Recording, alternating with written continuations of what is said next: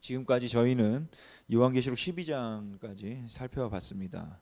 그래서 지금 저희가 어디에 와 있는지, 그리고 요한계시록이 어디로 향하여 가고 있는지를 살펴본다면, 우리가 6장부터 16장은 4개의 이 사이클이 나온다고 말씀을 드렸죠. 첫째는 이제 7개의 인, 두 번째는 그 7개의 나팔입니다. 그래서 7개의 인은 역사적으로 또 문자적으로 설명하는 것이 아니라 사도 요한 당시 이제 도미티안 박해를 묵시문학적으로 설명하는 것이라고 말씀을 드렸죠. 그리고 두 번째 7 나팔은 하나님의 성도들을 괴롭히고 핍박하는 자들에 대한 하나님의 징계다라고 말씀을 드렸습니다. 세 번째는 7개의 표적이고, 이 7개의 표적이 시작되는 곳이 이제 12장이라고 말씀을 드렸죠. 네 번째가 7개의 대접인데, 이 7개의 대접은 뭐 어느 교단이나 또 어느 신학이든지 뭐 거의 다 똑같습니다. 왜냐하면 7개의 대접은 본문에서 아예 마지막 대재앙이라고 해석하기 때문에 뭐 어느 교단이든지 뭐 달라지지는 않습니다. 그래서 우리가 지금 어디에 와 있냐면 이 4개의 사이클 가운데 세 번째 사이클, 바로 7개의 표적에 와 있습니다. 첫 번째 표적은 여자, 아이, 용이라고 말씀을 드렸습니다. 그리고 오늘은 두 번째, 그다음에 세 번째, 그다음에 네 번째까지 우리가 좀 알아보도록 하겠습니다. 근데 두 번째 표적에 들어가기 전에 우리가 잠깐 요한계시록 4장을 좀 살펴보고 넘어가죠. 먼저 4장, 요한계시록 4장 6절을 좀 보시면, 보좌 앞에 수정과 같은 유리바다가 있고 보좌 가운데와 보좌 주위에 네 생물이 있는데 라고 나와 있습니다. 이렇게 요한계시록 4장에 네 생물이 나오는데, 이 네 생물의 특징이 이제 7절에 나와 있습니다. 같이 읽어보겠습니다. 시작. 유물은 사자 같고 그 둘째는 그 넷째 생물은 날아가는 독수리 같은데. 그래서 요한계시록 4장에 네 생물이 나오는데, 이 네 생물의 특징은 뭐냐면 사자, 그 다음에 송아지, 사람, 독수리 모양 같다라는 것이죠. 이걸 염두에 두시고 우리가 이제 표적 부분으로 이제 와야 합니다. 여러분, 두 번째 표적은 13장 1절부터 시작됩니다. 13장 1절을 보면, 내가 보니 바다에서 한 짐승이 나오는데, 여러분 첫 번째 표적은 여자, 아이, 용입니다. 근데 두 번째 표적은 뭐냐면 바다에서 나오는 짐승이에요. 그리고 아직은 이 바다에서 나오는 짐승이 무엇인지 모릅니다. 바다에서 한 짐승이 나오는데, 그럼 어떻게 생겼는지 모양을 보십시오. 뿔이 열이요 머리가 7이라. 그 뿔에는 10 왕관이 있고 그 머리들에는 신성모독하는 이름들이 있더라. 여러분, 머리가 7, 뿔이 10개입니다. 머리 하나에 뿔이 하나씩이면 뿔이 7개일 텐데, 아니면 뭐 뿔이 2개씩이면은 뿔이 14개가 돼야 될 텐데, 머리 7에 뿔이 10개. 굉장히 좀 이상하게 생겼죠. 그럼 여러분, 이 머리가 7, 뿔이 10개, 이게 도대체 무엇을 의미할까요? 여러분, 상징은 그 나라와 그 나라의 문화와 언어 안에서 해석해야 한다고 제가 뭐 요한계시록을 시작하면서 말씀을 드렸죠. 그럼 여러분, 제가 지금부터 말하는 게 뭔지 한번 생각해 보십시오. 만일에 한국 사람들에게 이런 모습이 보이면 뭐라고 생각할까요? 어떤 자매님이 하얀 소복을 입고 머리를 풀어 헤치고 사또하고 나타난다면 누굴까요? 처녀 귀신이죠. 그래서 우리나라 사람들에게는 이 모습이 아주 굉장히 전형적인 것입니다. 그럼 중국에서는 뭐가 나올까요? 두 팔을 딱 올리고 뛰는 그 연지곤지를 바른 강씨가 되겠죠. 뭐 유럽 같은 게는 뭐 드라큘라 같은 게 있겠죠. 그러니까 이런 뭐 전형적인 상징이 있는 것입니다. 이스라엘 사람들에게 있어서 하나님의 백성을 괴롭히고 핍박하는 존재에 대한 전형적인 상징이 나오는데, 그게 바로 뭐냐면 머리가 7개다, 뿔이 10개다라는 것이에요. 그럼 이 환상이 신약 성경에만 나올까요? 구약 성경에도 나올까요? 구약에도 나옵니다. 어디에 나올까요? 27권 선지서에 나옵니다. 17권으로 줄여드리겠습니다. 맞춰보십시오. 다니엘서입니다. 다니엘서 7장 3절부터 읽어드릴 테니까 잘 보시기 바랍니다. 큰 짐승 넷이 바다에서 나왔는데 그 모양이 각각 다르더라. 여러분, 바다에서 짐승이 나왔는데 그 짐승은 이제 네 짐승이라고 되어 있죠. 계속해서 4절을 보시면 첫째 짐승은 뭐와 비슷한가요? 사자와 비슷합니다. 계속해서 5절을 보시면 다른 짐승, 곧 둘째는 뭐와 비슷한가요? 곰과 비슷합니다. 6절입니다. 그 후에 내가 또 본즉 다른 짐승, 그러니까 세 번째 짐승이죠. 이 세 번째 짐승은 뭐와 비슷합니까? 표범과 비슷합니다. 그리고 7절입니다. 내가 밤 한상 가운데 그 다음에 네 번째 짐승은 그 다음에 본 넷째 짐승은 무섭고 놀라우며 또 매우 강하며 또 새로 된 큰 이가 있어서 먹고 부서뜨리고. 그러니까 네 번째 짐승은 무섭고 놀랍고 강하며 또 이상하게 생겼습니다. 여러분, 다니엘이 바다에서 네 짐승이 나오는 것을 봤는데 그 네 짐승은 사자 같고 곰 같고 표범 같고 그리고 놀랍고 강하며 조금은 이상하게 생겼죠. 근데 중요한 것은 세 번째 표범 같은 짐승이에요. 이 짐승을 좀 자세히 살펴볼 필요가 있습니다. 6절을 제가 다시 읽어 드릴 테니까 잘 보십시오. 그 후에 내가 또 본즉 다른 짐승 그 표범과 같은 것이 있는데 그 등에는 새 날개 넷이 있고, 이 다음입니다. 그 짐승에 또 머리가 몇 개 있습니까? 머리가 4개 있습니다. 그러니까 세 번째 나온 짐승의 머리는 몇 개입니까? 머리가 4개입니다. 따라서 다니엘이 7장에서 바다에서 네 짐승이 나오는 환상을 봤는데 바다에서 나온 짐승은 4개인데 머리는 4개가 아니라 첫째 짐승 머리 하나, 둘째 짐승 머리 하나, 셋째 짐승은 머리가 넷, 그리고 넷째 짐승은 머리가 하나. 그래서 전부 하면 머리가 7개죠. 그래서 짐승은 4개가 나왔는데 머리는 7개입니다. 그리고 또 하나 특징을 보겠습니다. 7절입니다. 내가 밤 한상 가운데 그 다음에 본 넷째 짐승은 무섭고 놀라우며 또 매우 강하며 또 새로 된 큰 이가 있어서 먹고 부서뜨리고 그 나머지를 발로 밟았으며 이 짐승은 그 다음을 잘 보십시오. 전에 모든 짐승과 다르고 또 뿔이 몇 개라고 되어 있습니까?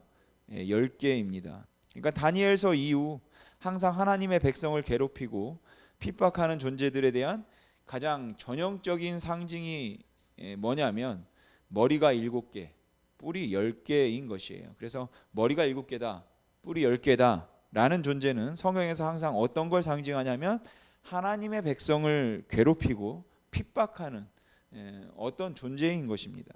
근데 이 네 짐승은 무엇과 비슷하냐면 사자, 곰, 표범, 그리고 무섭게 생기고 또 놀랍고 이상하게 생겼다라는 것이죠.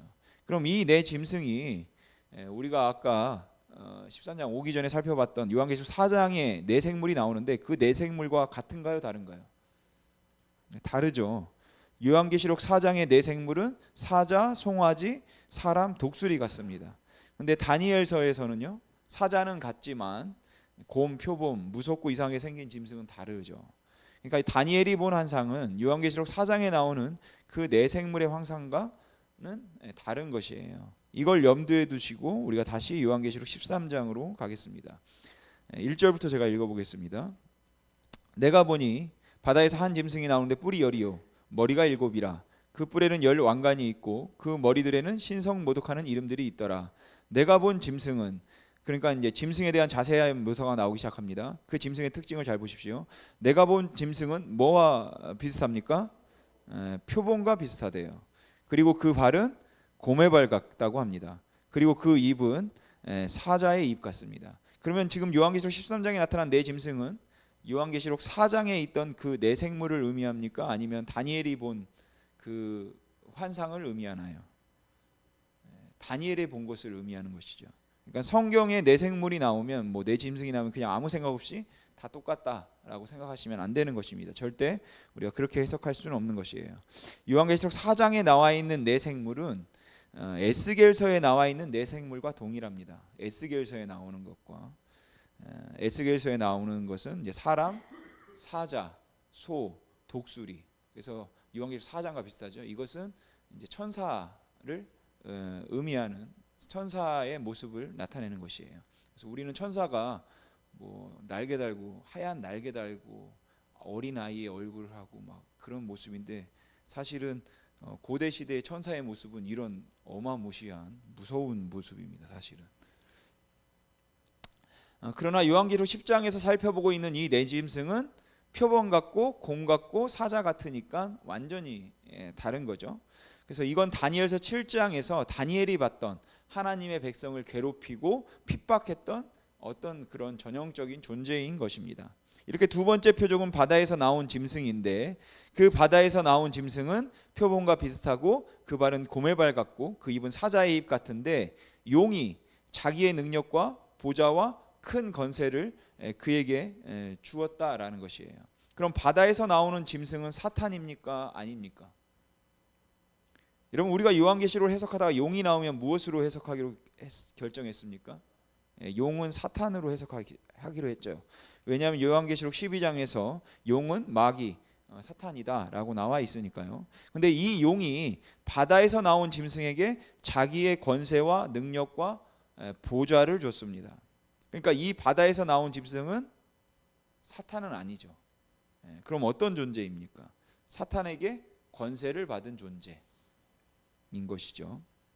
그러니까 바다에서 나온 짐승은 다니엘서를 통해서 알 수 있듯이 하나님의 백성을 괴롭히고 핍박하는 어떤 존재인데 이 존재는 사탄으로부터 어떤 권세와 능력과 보좌를 받았다라는 것이에요. 그래서 이 존재가 어떻게 하는지 한번 보십시오. 3절입니다. 우리 같이 읽겠습니다. 시작. 그의 머리 하나가 상하여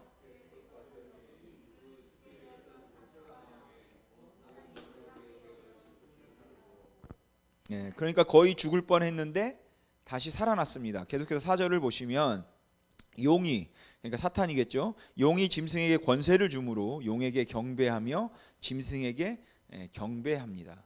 그러니까 사탄이 이 바다에서 나오는 짐승에게 권세를 주자 이 바다에서 나오는 짐승이 사람들로 하여금 사탄에게 경배하게 할 뿐만 아니라 자기 자신에게도 경배하게 하는 것이죠.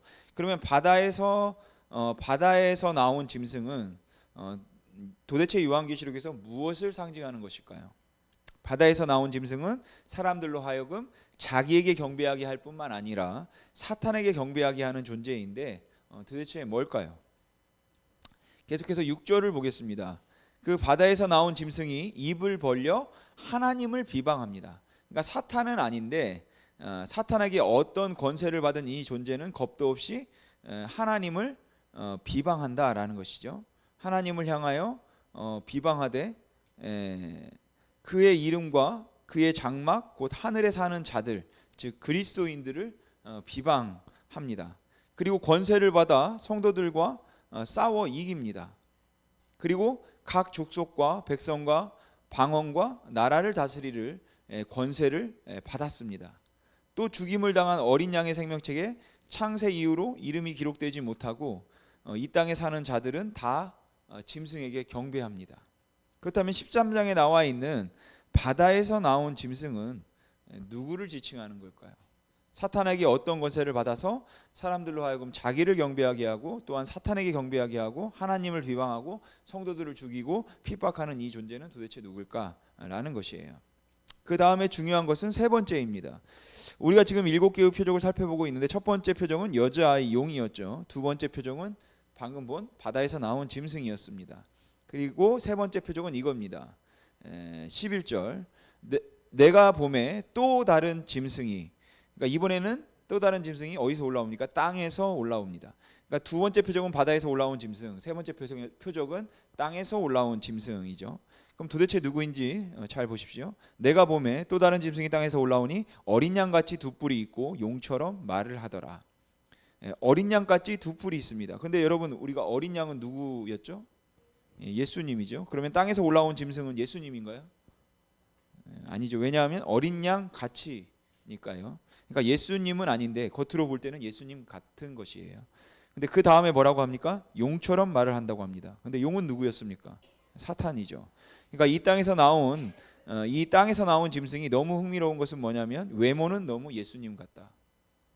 근데 말하는 것은 사탄 같다. 그러니까 땅에서 나온 짐승은 예수님도 아니고 사탄도 아닙니다. 그럼 도대체 누굴까?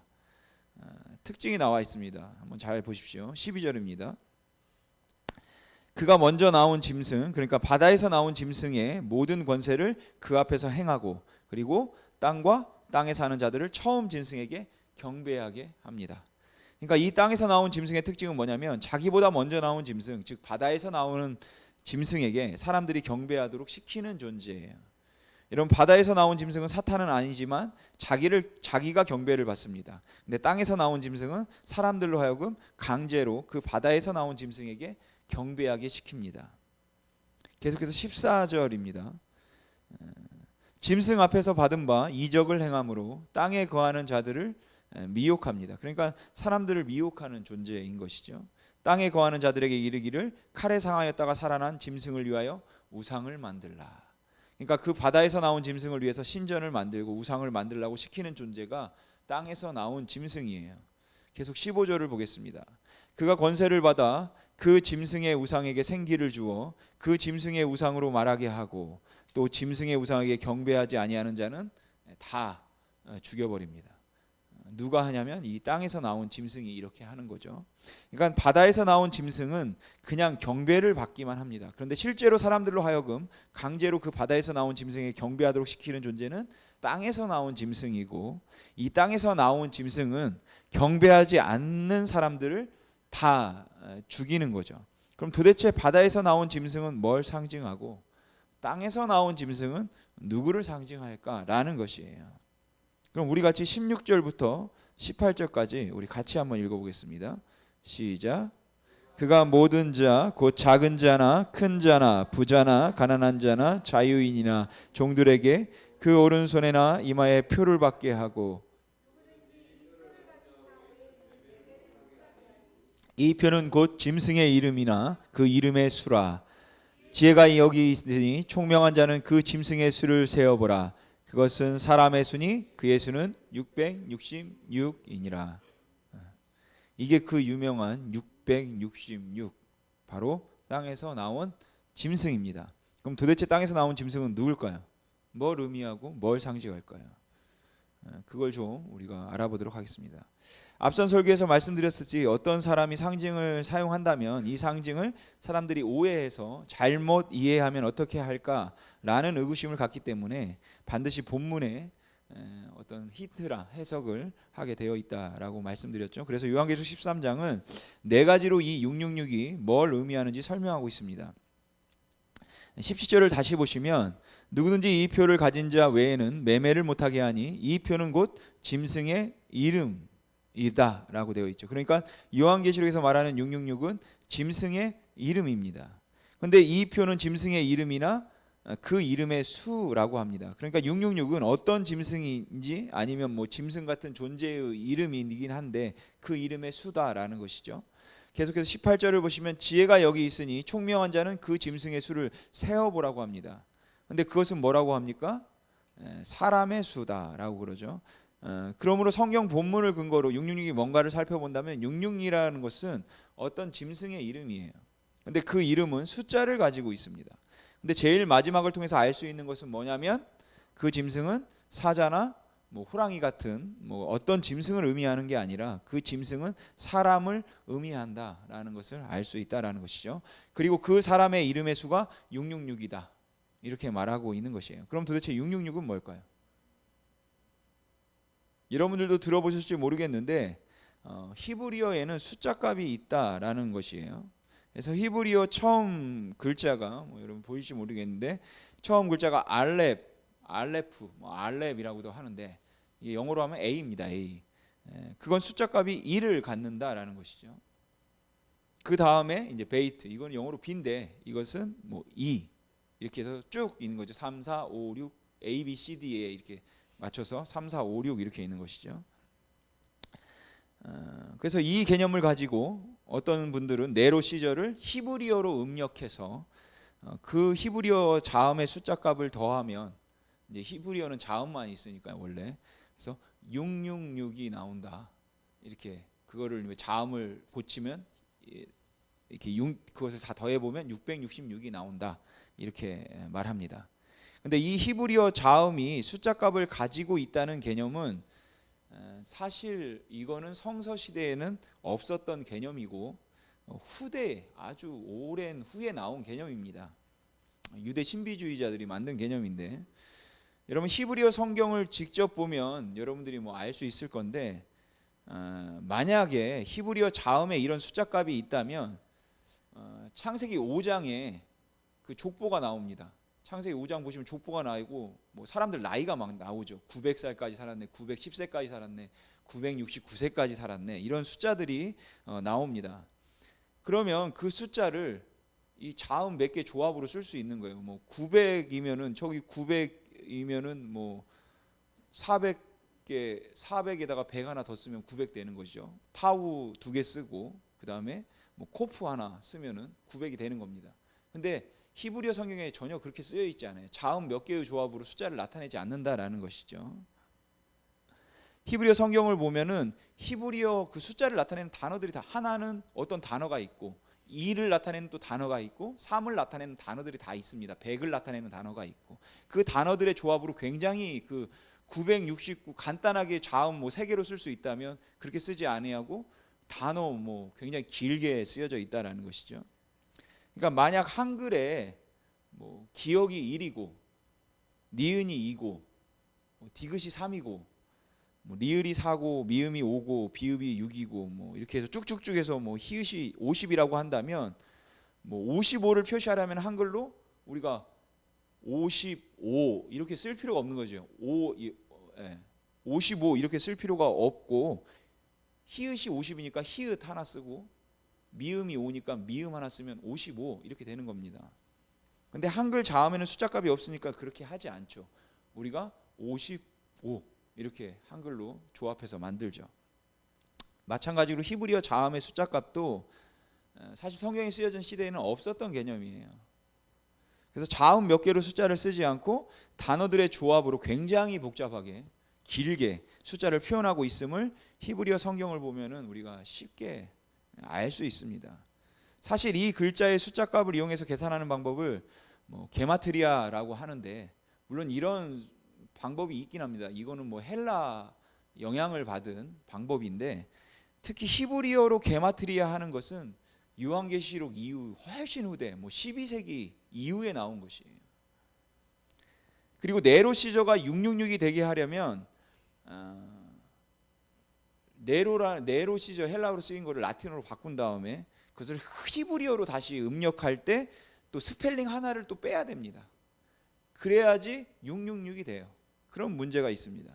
또한 요한이 이 요한계시록을 헬라어로 기록했을 텐데, 그 헬라어로 요한계시록을 쓰면서 독자들이 이것을 머리에서 히브리어로 음력해 가지고 그것을 숫자로 환산할 것을 생각했을까 하는 것도 굉장히 의아스러운 부분이죠.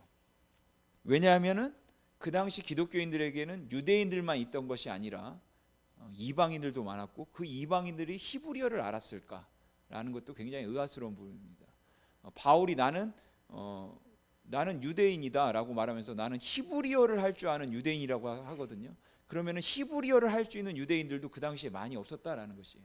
히브리어를 하는 유대인들도 굉장히 드문 경우였다라는 것이죠. 그러니까 이런 것으로 해가지고 우리가 신비스럽게 뭔가 막 딱 되는 것처럼, 와 네로구나 이렇게 나오기도 하는데, 아니면 이 시대에 어떤 것을 뭐 숫자로 바꿔서 또 666으로 맞추는 이런 것들이 있는데, 이것은 다 어떤 신비적이고 또 쉽게 어떻게 보면 도사가 되겠다라는 그런 모습인 것이죠. 그래서 저는 우리가 숫자 상징할 때 배웠던 것처럼 7은 완전수라고 그랬는데 그 하나님을 상징하죠. 그리고 6은 거기 하나 못 미치는 불완전을 상징한다고 말씀드렸습니다. 그래서 이 개념에 의해서 그 당시 로마의 그 뭐 황제들 여러 명이 있었지 않겠습니까? 그 사람들이 자신을 아무리 신격화해도, 그러니까 사도 요한 때는 도미티안이 되겠죠. 그가 아무리 자신을 신격화해도 자신을 막 신격화하지 않았습니까? 그러나 하나님의 수 7에는 항상 모자란 것이죠. 그리고 여기서 중요한 것은 666이라는 숫자가 아니라 그런 하나님을 대적하는 세력이 있다, 적그리스도 세력이 있다라는 것입니다. 항상 있다라는 것이죠.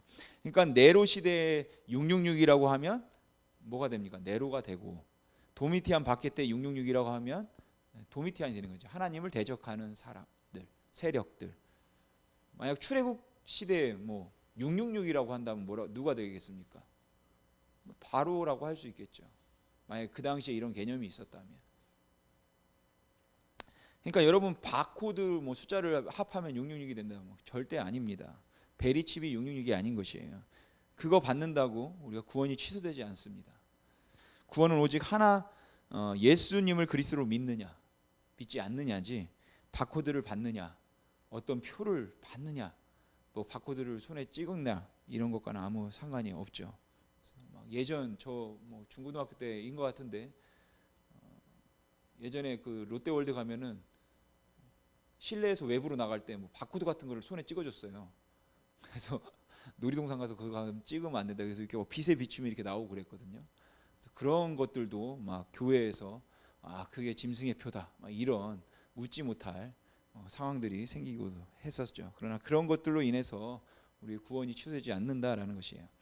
그럼 이런 표현들은 언제부터 시작되었냐면 64년 7월 18일, 19일 날 로마의 대화재가 일어나서 이제 네로 박해가 시작됩니다. 그 네로 박해가 시작되자 로마의 군인들은 그리스도인들을 잡기 시작하죠. 그래서 이때부터 그리스도인들은 은어를 사용하기 시작해요. 요즘 시대에도 많이 뭐 은어들을 사용하긴 하는데, 이때 사용했던 은어들이 굉장히 유명한 게 몇 개 있는데, 그 중에 기억나시는 거 뭐 혹시 있으십니까? 자동차에 보면은 예전에 많이 붙이고 다니셨는데 그 물고기 모양 뭡니까? 익투스죠. 예수스, 크리스토스, 데오 히오스, 소테르. 주는 그리스도시고 하나님의 아들이시며 구주시다 라는 베드로의 고백의 앞단원을 하나씩 땄더니 그게 물고기가 된 거죠. 익투스. 그래서 네로 박해 때부터 그리스도인들을 상징하는 표식 가운데 하나는 익투스, 그 물고기가 됐습니다. 그러니까 이 물고기는 생선을 말하는 게 아니라 고백인 것이죠.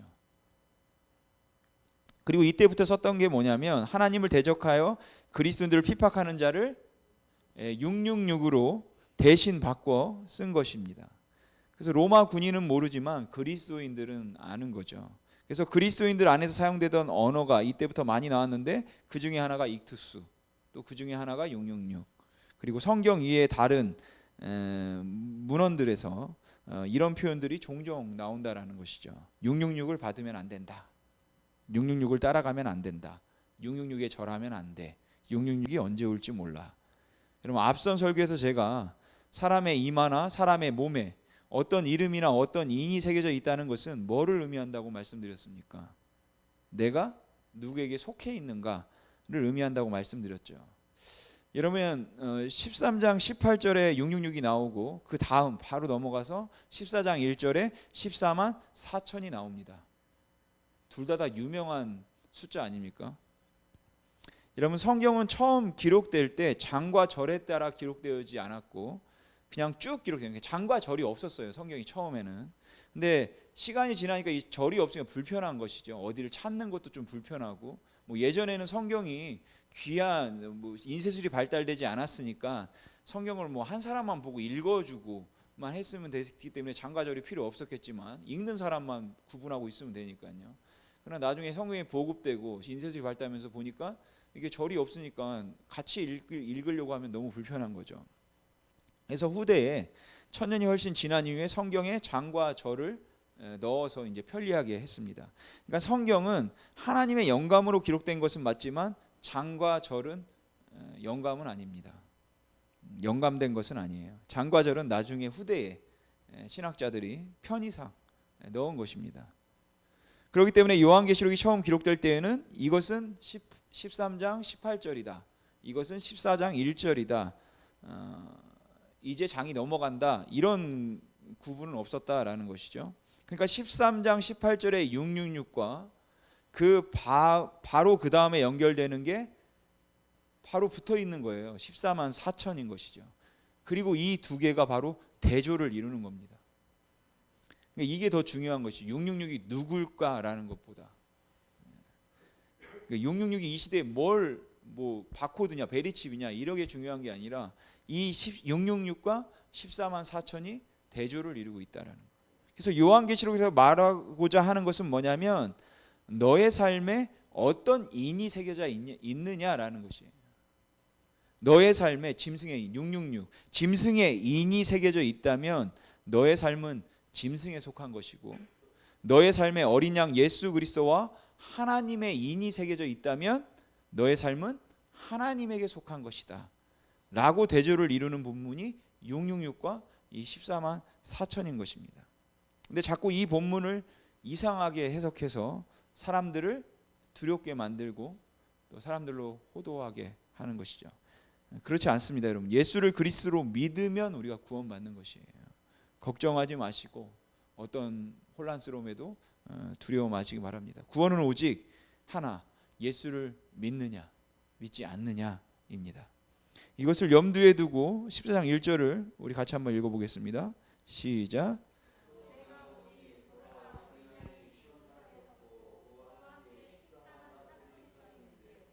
그들의 이마에는 어린 양의 이름과 그 아버지의 이름을 쓴 것이 있더라. 아멘.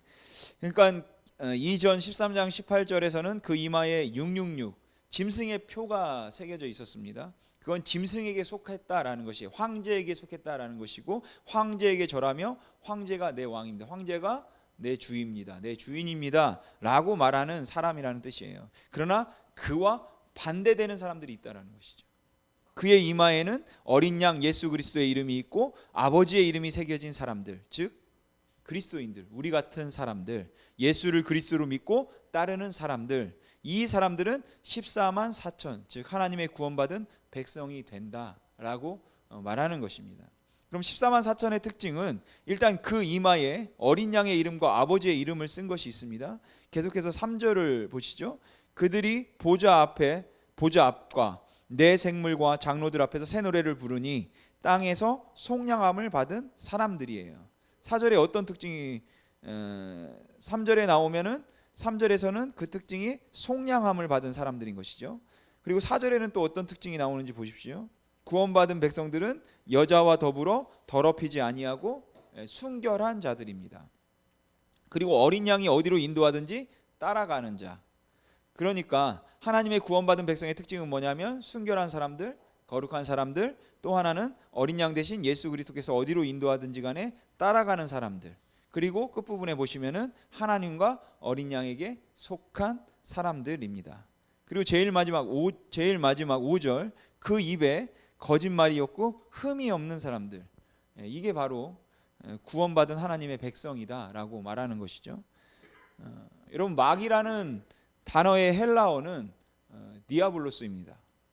이 디아블로스의 헬라어의 뜻은 뭐냐면 이간질하는 자, 참소하는 자, 근거 없는 말로 사람들을 중상모략하는 자, 거짓 비방하는 자라는 뜻이 디아블로스의 뜻이에요. 근데 이것이 다 무엇과 관련되어 있습니까? 말과 관련되어 있습니다. 그러니까 여러분, 우리가 말을 조심해야 된다라는 것이죠. 여러분, 사단의 가장 중요한 무기 중에 하나는 말인 것이에요.